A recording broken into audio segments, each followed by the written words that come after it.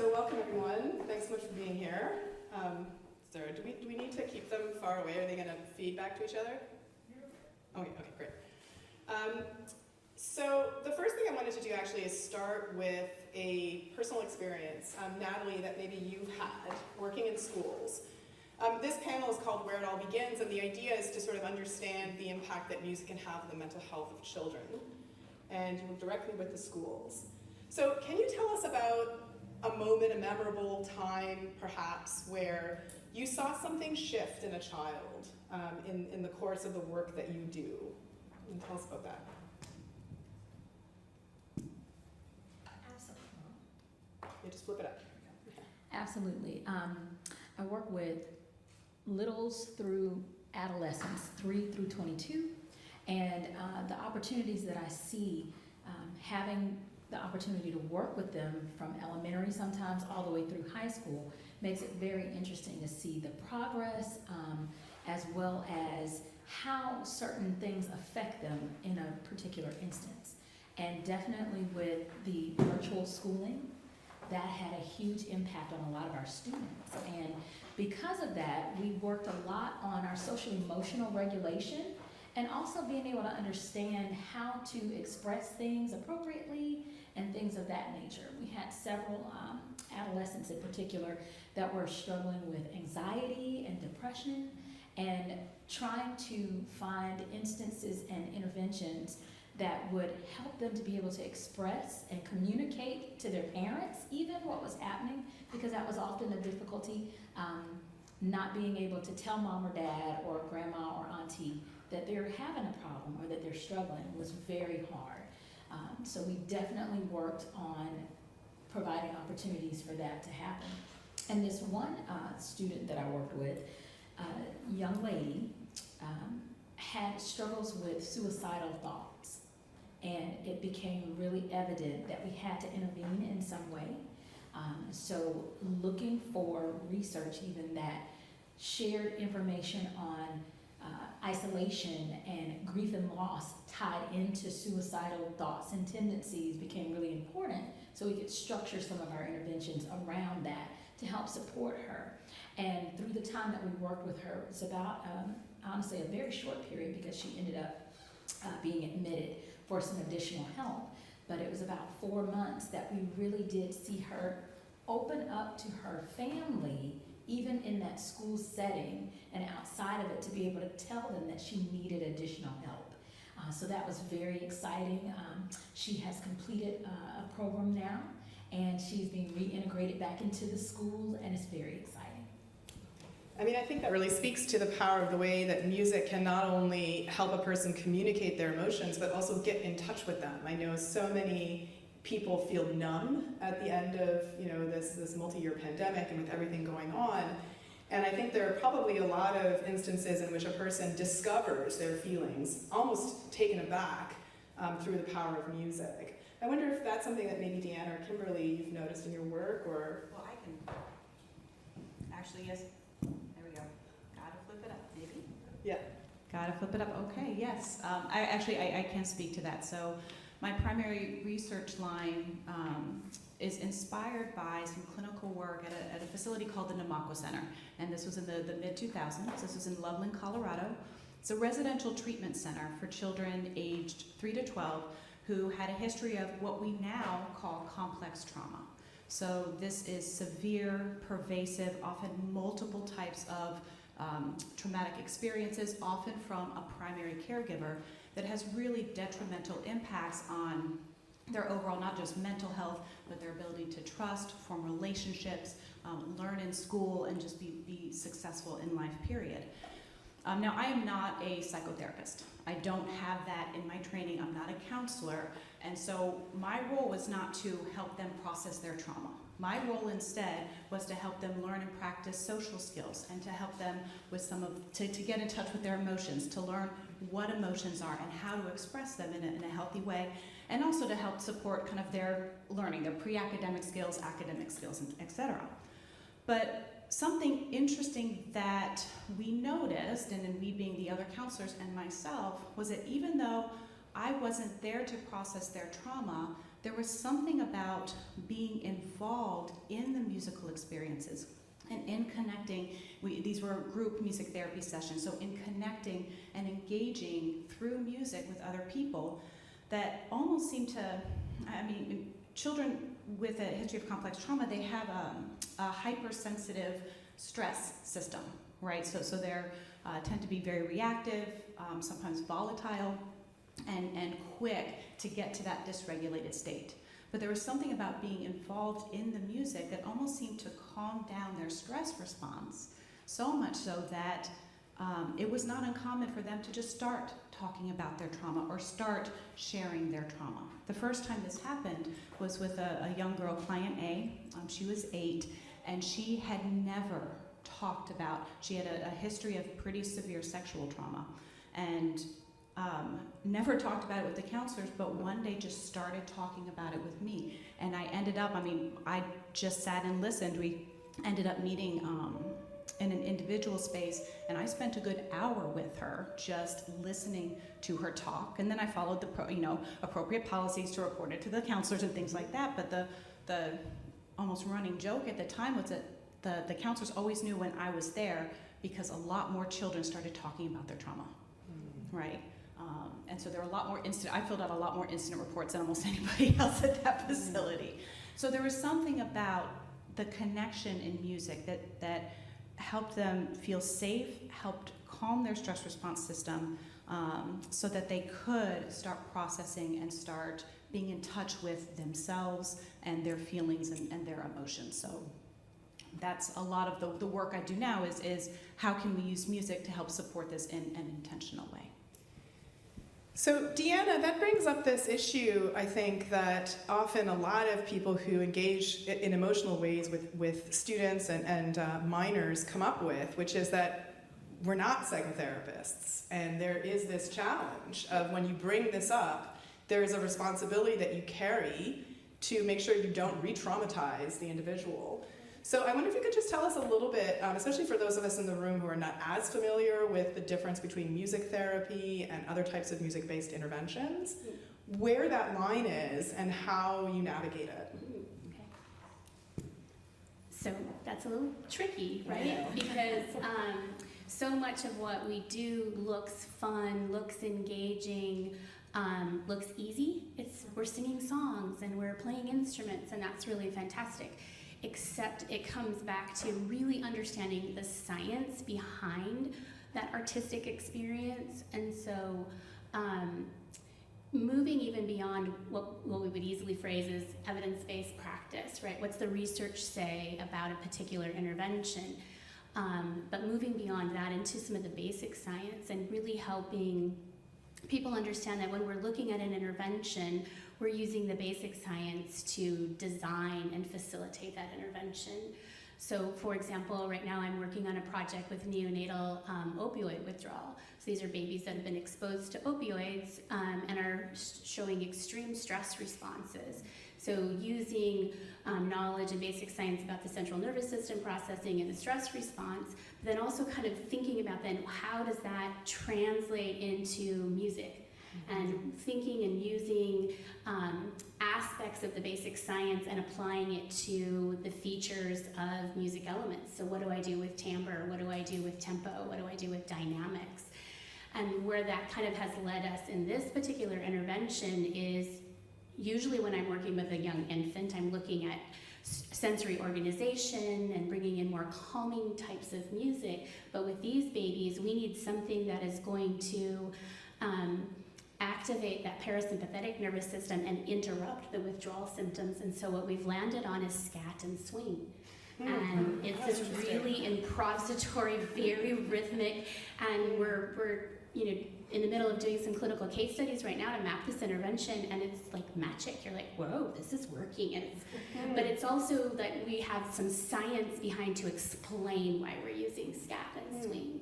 So I think that's one of the big differentiations, is to think about, as music therapists, we're really applying the features of the music elements and using them to target the outcomes intentionally. And I think that's a really important differentiation. That and studying interventions, evaluating interventions is a long process that has very specific science and methodologies to looking at evaluating interventions, and starting with the conceptualization and the theoretical framework, and then looking at feasibility and mapping fidelity and having ways of tracing the intervention. And some of those things sometimes are missing if it's not an intervention study. So thank you. I think that gives us a nice sense of the lay of the land and the challenges, and makes me even more excited to hear Regina Carter, our resident jazz violinist, who's maybe going to get us swinging a little bit later on. We intentionally wanted to have this day full of music. I mean, we wish we could have it all the time, but we have selected times in which we can really immerse ourselves into this bomb. BALM, in case could we have the slide with some data, please? I think it might be queued up next, but so Asal. Before the pandemic, as far as I was tracking your work, it was very much focused on the way that music education can affect cognitive and brain development and social emotional development in children. And then there was a bit of a pivot. Do we have the right slide? Yes, we do. And so I wonder if you might tell us a little bit about how your work has changed as a result of the pandemic. Yeah, thank you. Thank you for providing that context. So I kind of got into looking at music training from a training of being in auditory neuroscience and interested in cognitive and brain development. And time over, whether we work with children that I've been following for 6-7 years since they were 6 and started playing music, just kind of noticed the impact on their social emotional well-being and how they feel connected to a community, and how participation in this music program is changing in their life in a way that they respond to the stressors of their environment. Just kind of recognizing that as much as we all wish to, we cannot go and wipe all stresses from every child's world, but recognizing that this music learning is providing them with a language and a toolkit to respond to that. And then from when we kind of extended our work beyond child development and looking at older adults' participation in music, and we've been doing these choirs, whether there were in-person choirs or during the pandemic we actually did Zoom choirs for older adults. That was very exciting because we had people from all over the country participate in the choir on Monday nights at 7 p.m. But also even the interest question at the time was whether to see if their auditory skills and their speech and noise perception, things that I've kind of been trained in, would improve as a result of music training. But the interesting outcome turned out to be their social emotional well-being and their quality of life, and how they felt being part of this community is changing their relationship with others, maybe bringing them out of isolation, giving them resilience. If you have an older adult who's never had a singing lesson before, coming and sing in front of other people, and just kind of being able to manage that anxiety, and with no intention of becoming professional musicians, just intention of bringing music into their life and as a way to connect with it. And then during the pandemic also, because we couldn't have participants at the lab, we decided to look at and see how people listen to music around the world. So very early on, this was in April of 2020, we did a kind of a large survey about from 1,000 people from 4 different countries, and looking at how their subjective perception of their COVID threat, like how much they felt that the existence of COVID is threatening their life, whether that was losing a job or having a family member sick or themselves being sick, is correlated with their music listening habits. And over 4 different countries, we saw this very positive correlation, and how people, it kind of makes sense because music has been with us through our evolution, that people chose to go to music, and actually they shared their playlists with us, and a lot of overlap even from different countries, even though they spoke different languages. But this aspect of music to help with emotion regulation, whether you're a 6-year-old child in an deprived neighborhood of Los Angeles, or if you're kind of living in Italy and you're faced with this huge stressor as a global stressor of COVID, it seems that it's time and time again we've been seeing. Yeah, I mean, I think that for many of us, probably some of the vivid early memories of COVID, it was coming from Italy, the balcony, singing across, during lockdown. I think that was really, I think that will have a lasting collective memory of what was happening at the time. It's interesting that we see this shift, and yet there still seems, when it comes to funding, when it comes to policy, there's this emphasis on achievement, on grades and GPAs, and in some ways, I feel like there are times in which the social emotional impact of music really is dismissed as not as important, even though it is in some ways more important. You're not able to learn if you're not able to decrease your stress appropriately. Natalie, I wonder if you can talk a little bit about what that's like working for the schools in Georgia. I imagine you probably meet with a certain amount of resistance, and that there might be funding issues. I'm just projecting, maybe Georgia's different, but I know in California there are challenges. So how do you navigate that? How do you, yeah. And I wish Georgia was different. I think if y'all know, our educational rating is not very high. So that says a lot in and of itself of general education, but when we think even in special education, we know that then creates another disparity. I'm trying to think of how to say it nicely. It's been very difficult in certain areas. Now, and my situation is a little different. I work within Fulton County School Systems in the Fulton County School District, and that program is funded through our music education budget.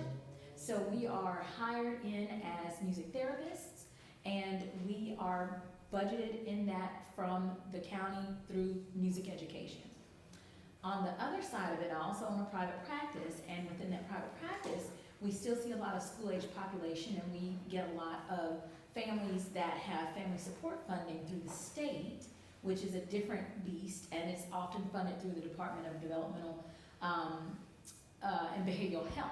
And so we've seen lots of budget cuts with that, and just trying to make sure that we maintain funding support, and that the funding is actually distributed fairly and consistently has been a huge thing. However, what I will say is within our spectrum within the school systems and working with the school-age population, being able to share the anecdotal stories and the videos of the progress and the teacher comments and the families that are excited because their child uttered some vocalizations for the first time, or even the child that might be on the spectrum that gave their mom a hug for the first time ever. Those are the things that have really impacted our being able to maintain in private practice in particular, and also within the school systems, just sharing, this is the impact that we're having, and this is how you can continue to support and maintaining in that music education, because many school programs are not set up in that way. They may be in special education or different things like that, or it could be a contract and consultant basis. So just trying to get the support, even through NACES, with the support and intervention specialists, trying to have all of that come together to show that music therapy and music really impacts cognitive, behavioral, social, emotional, sensory, all of those things put together. Yeah, I mean, I think that in some ways you have to be a Jill of all trades to be able to, use the anecdotes, use social media, use the videos to convince the parents and the caregivers and the immediate, users. But you also need to have the data-driven, polished, approach to hit the levels of leadership higher up that are big decision makers and big influencers. So, and as we're talking about neurodiverse populations, Miriam, I wonder if you could tell us a little bit about your work whether it's shifted during the pandemic. I mean, I'm sure it's gotten more difficult, but is it qualitatively different? Tell us a little bit about what's going on in your world. Is this on? Oh, yes. Yeah, I'm delighted to do that. I think the other thing not to not answer your question, but I will answer that question. But so I think, so I'm actually a clinical psychologist by training. I primarily do research, and I get to do research on music cognition. And I think, one of the things that I think a lot about in my work, but I'm also hearing through this conversation, is sort of the many different ways music and music therapy can interface. And I think that's maybe another place where things can get sticky in terms of conversations, because people can be meaning different things at different times, but also maybe really broadens the value, and that the value and the sort of active ingredients or mechanisms may be different for different subsets of populations. It seems like we have some things that are very specific to music elements, so rhythm as an organizing principle. But then it seems like we have things where maybe it's music as a platform. So we're hearing things, to put them in our clinical psych terms, that I'm hearing about, like behavioral activation, like having experiences,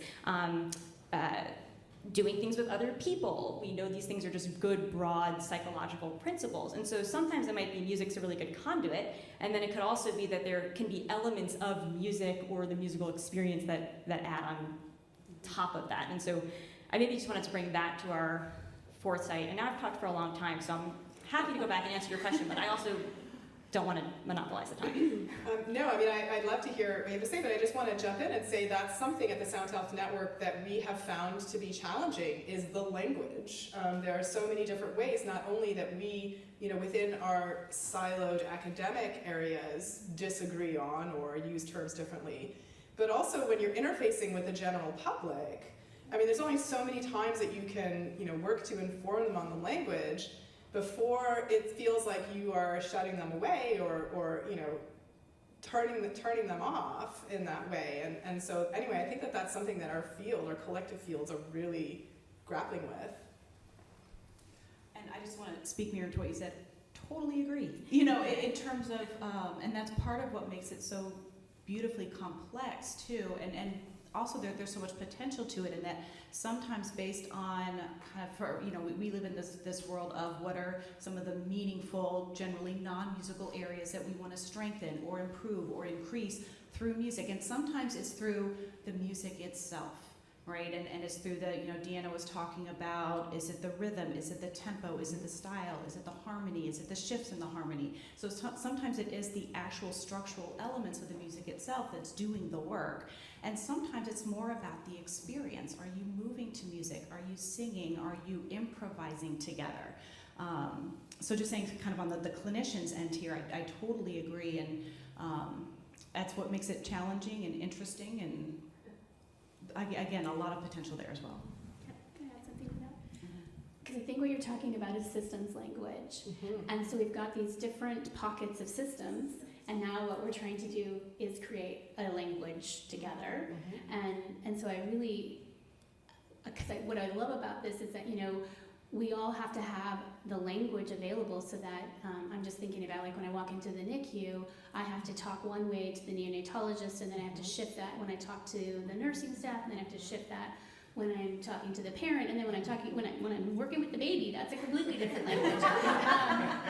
So I'm really glad, actually, Miriam, that you talked about this, because it really is, we are trying to navigate and create a new systems language where we are integrating and collaborating in a way that we haven't had the opportunity to do before. So, Yay to progress, hopefully. So Miriam, I wonder if we could get back to and also, I just want to re-invite everyone. If it's too awkward to step to the microphone, raise your virtual Zoom hand. We're all used to that, or just stand and I'll call on you. Sure, you okay? Can I actually comment on something about the musical elements? I want to, Charles invited us to bring some challenging questions forward, and I want to acknowledge that I think in music therapy, we need to acknowledge that it's not solely us, music therapists, being the professionals and the experts, bringing our expert knowledge of music into the session.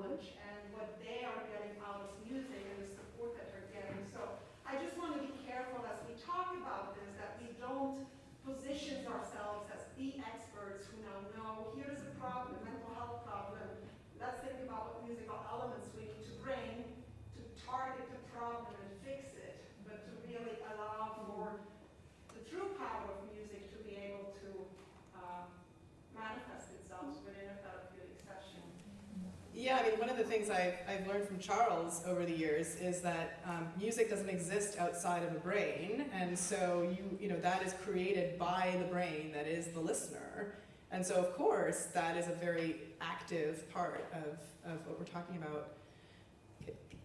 Can we go there now? Sorry. I'm not trying to dodge the question because as a researcher, there's nothing I love more than talking about my research. So I think the question earlier was also about sort of the neurodiversity. That's right. Yeah. And so, so I'm a clinical psychologist, but I primarily work with individuals with autism and other developmental disabilities and their families. And I think one of the ways in which I think this is a place where we see music kind of serving many purposes. And I think, if we're thinking about it from a family and a parent-child experience, or a child and sibling experiences, if we're thinking about the school system experiences, and you think about which classes tend to get integrated, and often it is the arts and music where they'll be having more sort of inclusive from like a special education like IEP inclusion classes. This is another place where language gets very dicey and can mean very different things in different contexts. And so I think what we see there too, though, is the idea that music is just also a very important and sort of normative part of social developmental experiences. And so in our sort of neurodiverse populations, it can serve kind of as a lot of inroads, because if you're struggling with sort of learning activities of daily living, or some kind of early developing communication and social skills, but music and doing things through music can be part of an experience that is kind of quote unquote typical, and I use that word typical on purpose because it's something that's seen to be an experience that kind of transcends across many different developmental contexts and relationships, and so it provides an avenue that doesn't necessarily always feel as clinical. Like if you're spending all of your time in therapy, getting to do some things with a musical experience can be really encouraging for some families, because it feels more like this sort of normative opportunity. And then I guess in terms of some of the research, in terms of one of the focuses that I've been really looking at is some actually parallels between musical interventions and our kind of other non-musical evidence-based interventions for children with autism. And in young children, it's a very long, they're called Naturalistic, Developmental, Behavioral Interventions, or NDBIs, and that tells you each one of the communities that people wanted to target, in creating these, to make sure no one was left out. But there was a lot of really interesting parallels in regards to some of the, I think, active ingredients that we think are happening in music interventions for these neurodiverse populations, and that are also active ingredients in these NDBI populations. I didn't bring a slide because they said it wasn't necessary, and so I didn't. But I like to, often when I'm sharing, talking on this, I like to actually show some slides about the that show graphics of these sort of NDBI interventions, and whenever you show them, music therapists are always like, oh, we do that, and like, we do that. So things like building predictability, doing things face-to-face, following the child's lead. I think to your point about, what is the child or what is the client bringing to that? These are all really just essential parts of early childhood interventions, and it turns out that we do a lot of these things through musical experiences. Charles. So I think that raises a question that to me has always been vexing in the field, which is the idea of the control group. And a lot of what we're talking about, how music gives a sense of safety, well-being, community. These things are not specific or exclusive to music. Sports can do that. Arts can do that. Susan's been working on the arts at large. And so I think that the question I would have is, first of all, does music itself have any specific advantage for these things, number one? And if you're going to try to prove that using research, or explore that, not as a judgmental thing, but to really understand or assess it, what is the appropriate control group to assess the music-specific advantage of therapy? So I'm going to ask Asal. Sure. I've done some of it. Very good question, and I think something that I struggle with, and I think collectively as a field we struggle to find the most appropriate control group. I am careful when I talk about our results from our longitudinal study that So in our study, we had 3 groups of children. This is not a randomized control. They have already selected themselves into their programs, but we followed them systematically once before they started their intervention and then yearly after for 7 time points. We had a music intervention, typically developing children participating in a group music program. We had a sports control group who were part of a community sports program, and then a passive control group of children who were not doing systematic music or sports. The main differences that are unique to music over the years are very close to near transfer effects of music in terms of changes in the auditory and sound related abilities, whether that's language, whether it's speech perception. As you get away from kind of these near transfer effects to more global changes in the brain, the main differences are, our groups always show like this. The music group is doing best compared to the passive control group, and the sports group fall in the middle. So some of those social, emotional benefits, even cognitive benefits such as inhibition or task switching or memory, the sports group does as well as the music group. Not maybe significantly better than the control group, but it always falls in the middle. So, I think it makes sense that child development is holistic, and you can't say, well, you can just only do music or you can only do sports. It's kind of understanding that a child needs all of these aspects.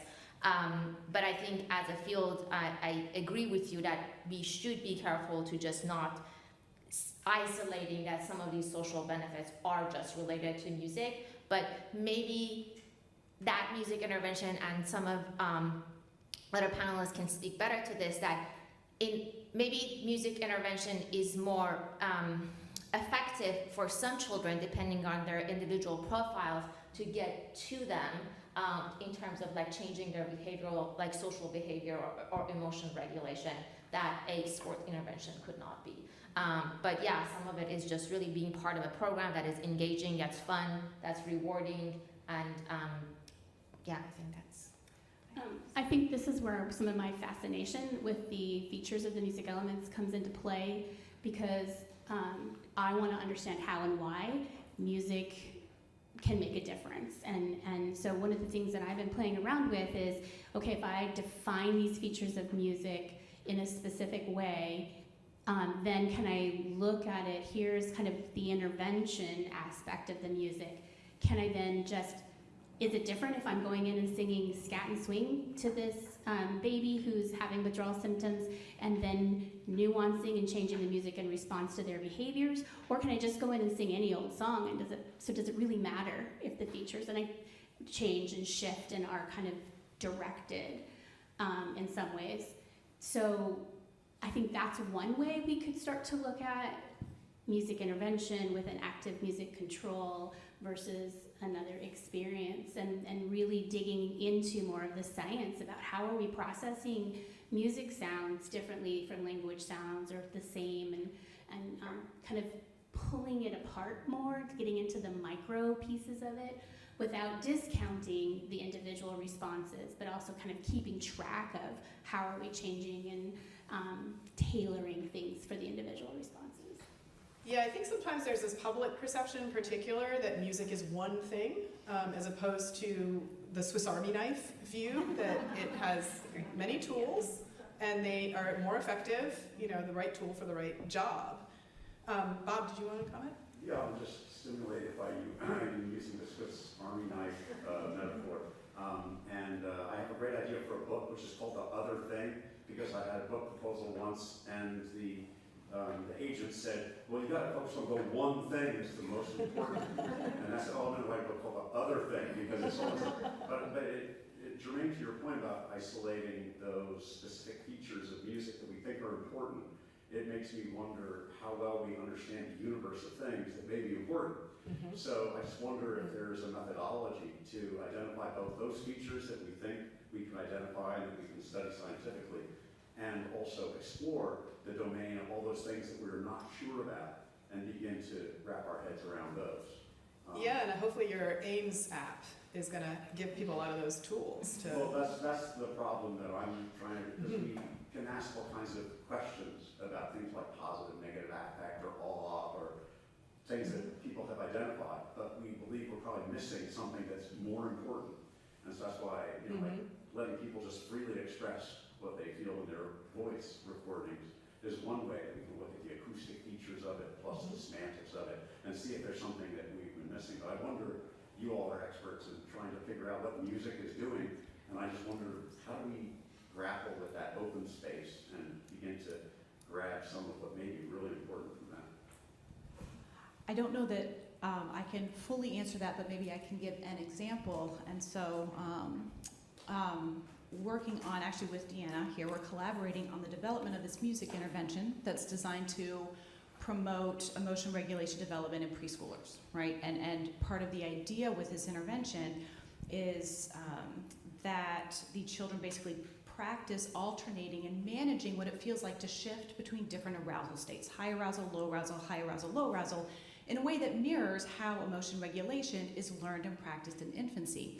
And so we're working on a project now where we're did some video coding of some intervention sessions and looking to see, we kind of developed this whole theoretical framework for how the music should be structured in the music experiences, really trying to isolate, again, what are some features that are most effective. And one of the things we're finding that, in looking at, okay, well, what is high arousal music according to this theoretical analysis? What is low arousal music?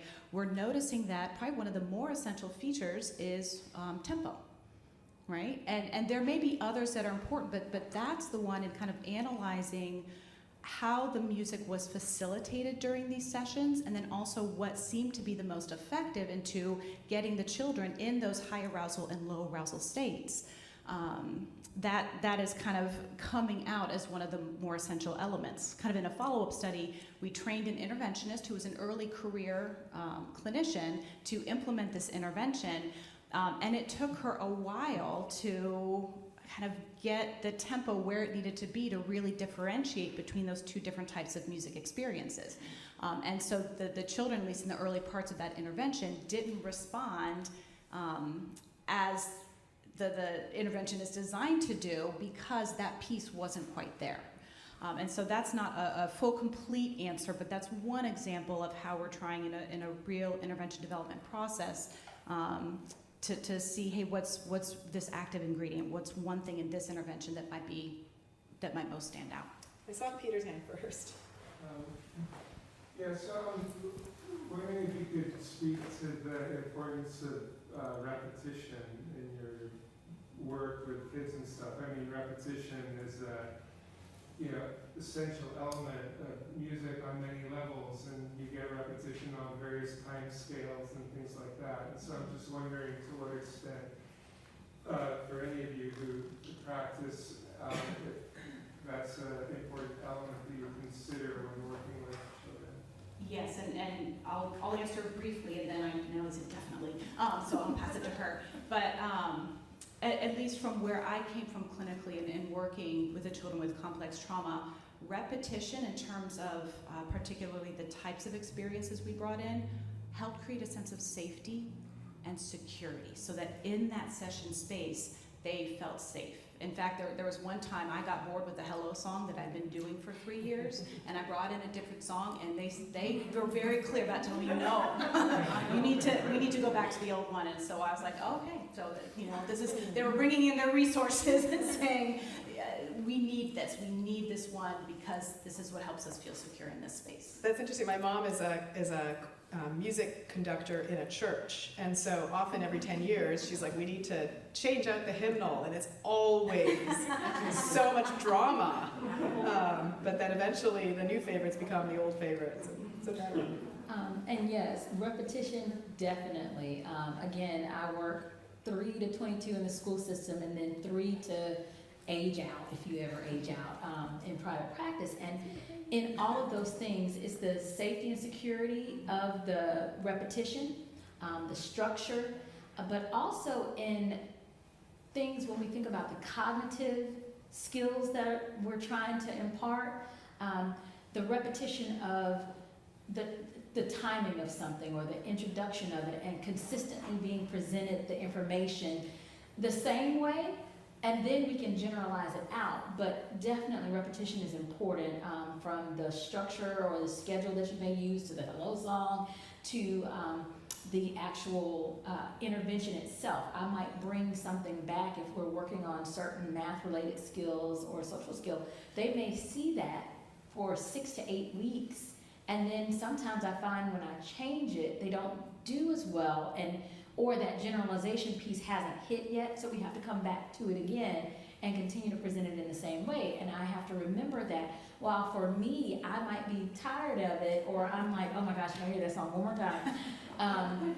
But for them, they see me oftentimes just once a week, maybe twice a week, so they're not inundated with it as I am over multiple sessions from time to time.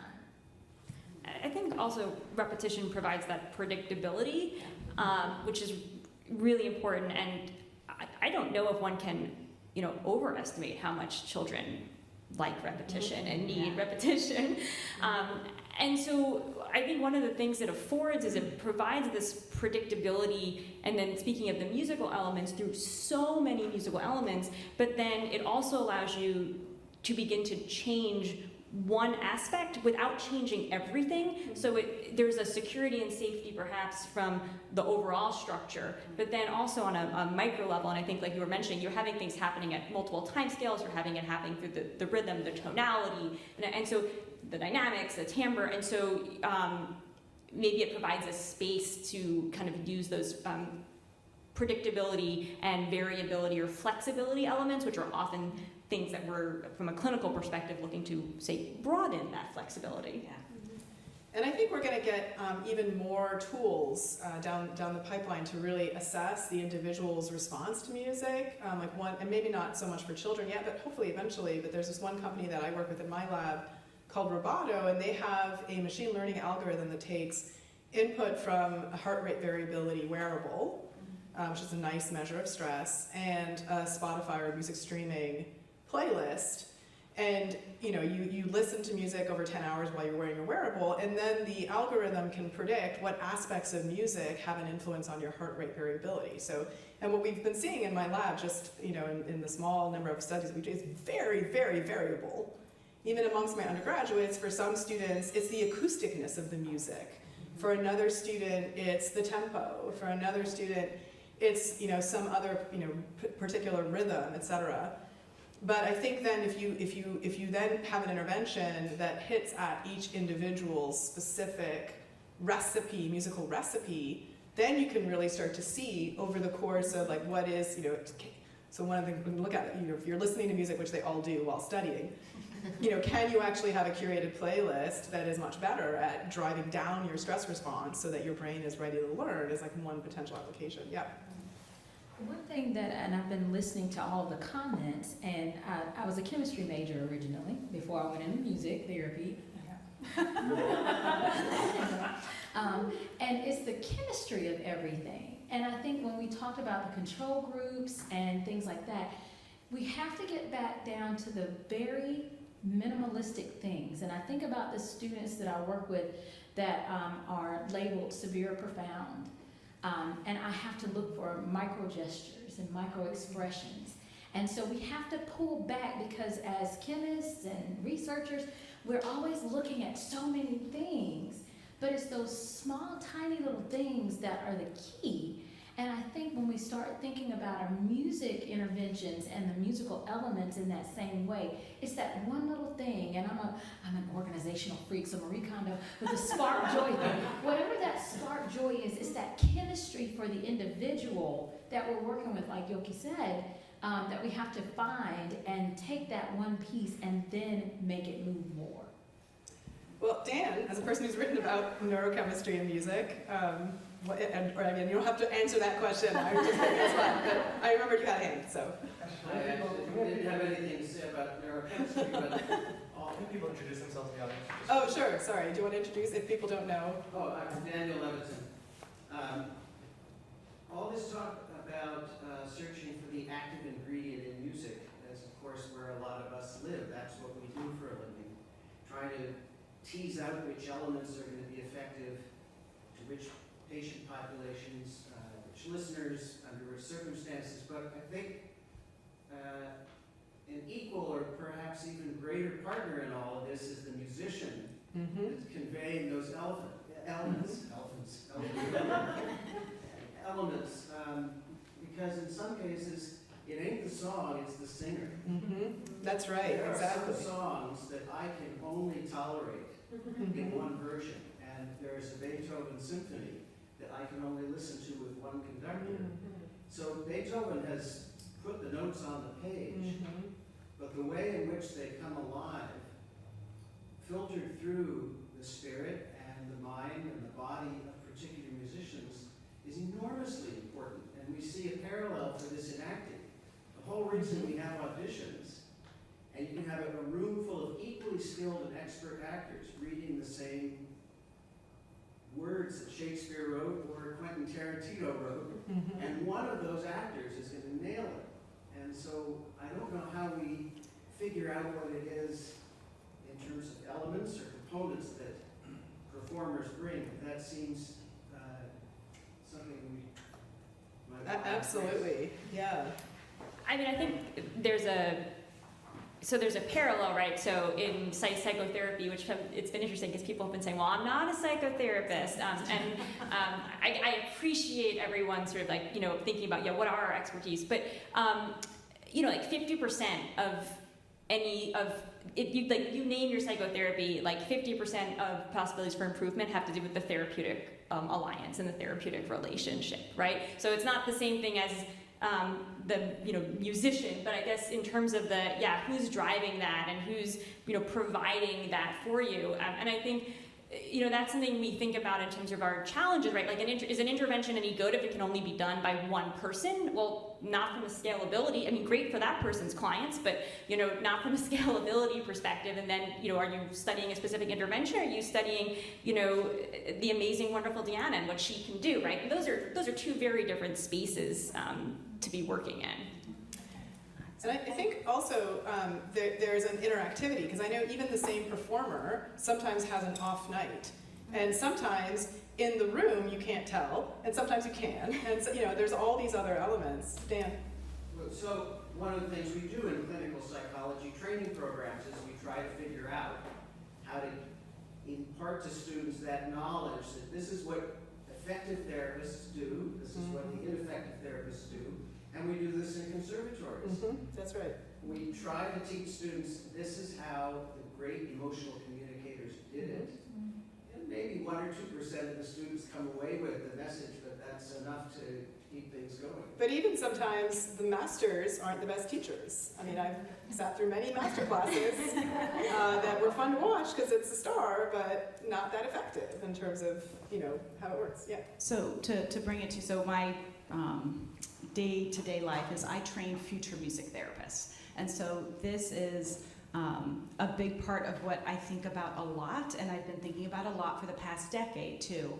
And I would even, so when I'm working with these young musicians, we really do try to stress you need a high level of musicianship to be able to be the flexible clinical musicians, because oftentimes what we're also trying to do, it's not just about us giving the music, right? It's about how do we connect, how do we engage, how do we draw out the musicianship and really be co-creators in that. And so I tell the students something tongue in cheek, I mean, the music's gotta be good. That's really it, it's just gotta be good. Otherwise, it makes it really hard to have that connection and have that space together in the musical space. I think I was going to add that I think it's even true in terms of music learning and music participation, at least in my observation of the children. I've seen many different music lessons. When I started working with the LA Philharmonic and their youth orchestra program, their music conductor is Gustavo Dudamel, and he's the director of Viola, the youth orchestra. It was the first time I saw a 6-year-old child tell me, I want to be Gustavo when I grow up. Like nobody else wanted to be a classical conductor. And the level of appreciation and energy that he brings to the program by not just telling them what to do, but kind of by embodying it and showing. and also acknowledging that they're not expected to become musicians. They're not expected to go to the conservatory. They're expected to be citizens who value music in their life and connect through music with their community and their friends. I mean, these kids they open the Hollywood Bowl. They're not great musicians. I mean, you would not go to the Hollywood Bowl to see them, but the level of pride that is communicated to them in terms of their ability and how music should be important to them, I think has been a great motivator of what a great success the program has been, and also so many families and children being involved and wanting to do music in that way. I think that's an interesting point, though, too, that although maybe you can't sustain an entire season at the Hollywood Bowl, I would go to the Hollywood Bowl to see the Yoga Orchestra because I just think it's so uplifting. I mean, Yes. Spiritually, I think you go in there and you see these kids, even if they're, full of wrong notes, but the passion Yeah. that they bring, and then it reminds us that music is something that we should share with everyone. It should not be reserved to, Yeah, that community the best aspect of musicians. it is, I think, one of the most successful ingredients of the program. Yeah. Can I just also highlight, I think this is sort of funny, especially after what you just said too, because Dan, you sort of talked about the musician as a comparison to, these active ingredients that were talked about. And then we've actually circled back to, and as Asal just said, this ingredient. And I think, then that kind of goes back to that earlier part of, well, these are all aspects of the ingredients of it. And some of them may be very specific to the music. Some of them may be specific to the experience. I think this goes to Charles's point about what's the control group, right? So it could be that there's specific aspects of, you get brought up like music versus sports. And one of my colleagues, Regina Gordon, they micro-coded some violin lessons by some very skilled teachers for children with language impairments. And I don't remember the exact number, but it's something like 2 to 3 times a minute during the lesson, the children were getting high quality verbal instruction.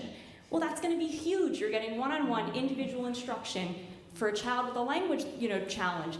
And in sports, they probably wouldn't have gotten that because they would have been across the field, and so it wouldn't have been that. So, you might not be thinking about what's that active ingredient of that music instruction, and we could get into, lots of other things that are happening with the music and the interlaying of the music with the language, and what does that have to do with priming and rhythmic structure and really cool things.